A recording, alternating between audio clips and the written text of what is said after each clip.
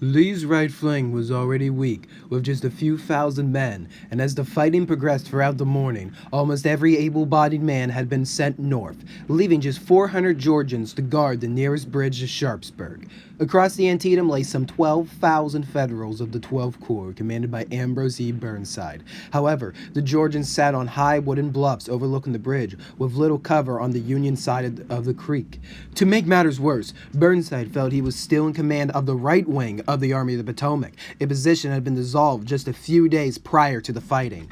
As such, orders were directed to Jacob Cox, then distrusted to the divisions. The cumbersome structure of the Corps bogged the Federals down till about 10 a.m.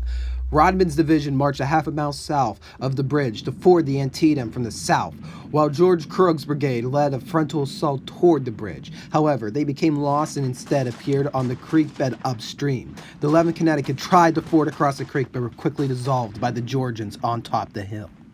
Nagel's brigade attempted a second assault, this time using the road that crossed the creek, but the approach was exposed with just a wooden fence for cover. The 2nd Maryland led the march and took heavy fire from across the creek. Soon the formation stalled and forced to give up the advance.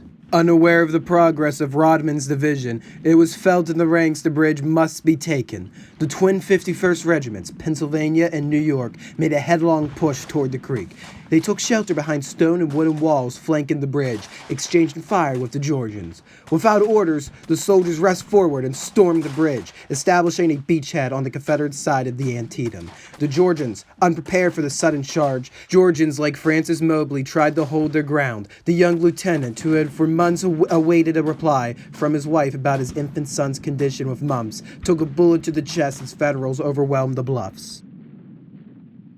At 1 p.m., the right flank of the Army of Northern Virginia was no more, but once more the Union advance was delayed. The 9th Corps attempted to funnel their way across what was now being dubbed the Burnsides Bridge, creating a choke point.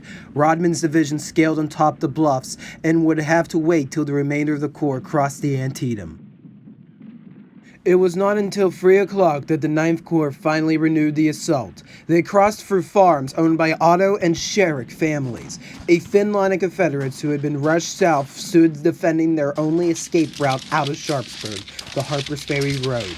Although taking a pounding from artillery and the obstruction of the terrain, the 9th Corps was able to continue forward and shred the exhausted Confederates ahead. At 3:30, it appeared that McClellan's plan to cut off Lee was going to work. Then came A.P. Hill. Hill's division was the last Confederates left behind in Harper's Ferry.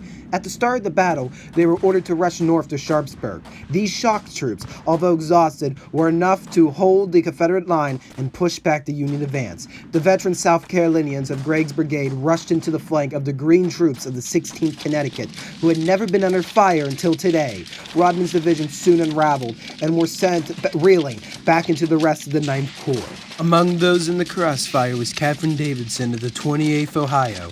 Having taken on the disguise of a man to follow her fiancé into war, she had already seen prior fighting at South Mountain.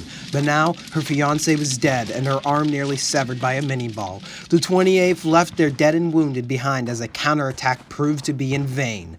Although Hill's arrival had stumped Union advance, Burnside's corps still greatly outnumbered the Confederates pressing them. Burnside asked for reinforcements, but was told by McClellan he had no infantry to send, although elements of 2 corps had yet to see action. Burnside ordered his soldiers down from the heights and balled up on the creek bed. Over 5,000 had fallen for the fight for Burnsides Bridge.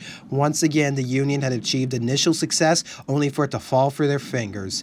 The Confederates had somehow held on to the flank, but would be unable to stop in another Union assault. However, the constant rushing of reinforcements had made McClellan fear a massive counterattack was brewing and decide to take the defensive. The sun began to set on the bloody landscape. The deadliest single day of the war had at last come to an end, but the horrors were just starting for those lying upon the Maryland farms.